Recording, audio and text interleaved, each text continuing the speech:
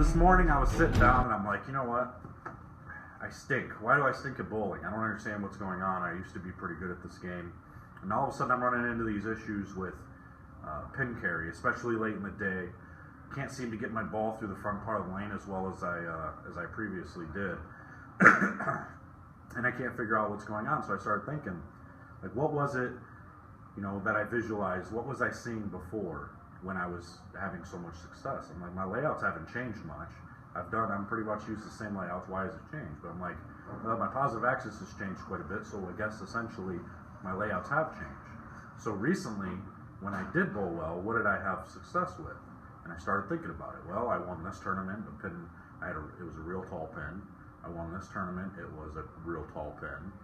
I won this tournament. It was a real tall pin. So I'm starting putting everything together, and I'm like, well, I've really had no success with pin down stuff, especially late in the day, but I have a lot of my equipment being pin up. So what's going on here?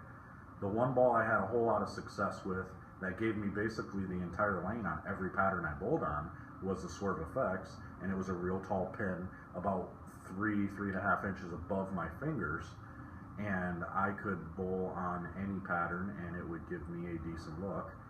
And late in the day it was really good because it would get the corners out.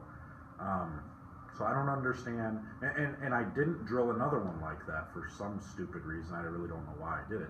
The other successful ball I had was that Rebel. I had a Rebel that was a real tall pin that got through the pins, and I was so surprised. So when I was laying bowling balls out using dual angles, I'm sitting there and I'm going through the steps, and everything I came up with of the ball reaction that I wanted ended up putting the pin super, super tall, and the CG basically in my fingers or above my fingers. So I'm like, well, I can't do that because then it's obviously not legal, and it just looks weird. In my mind, I couldn't wrap my mind around actually drilling a ball like that. So I kept migrating back to the layouts that I've always used, which obviously aren't being successful.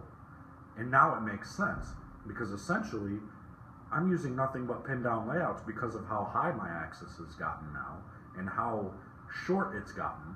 Now my typical pin up layout is basically an extreme pin down, or almost like a Rico layout basically. So my pin down reaction is a Rico layout, and my pin up reaction is nothing. What's up? So essentially I have to change everything that I'm doing and get it to be more tall pins, I guess I would say.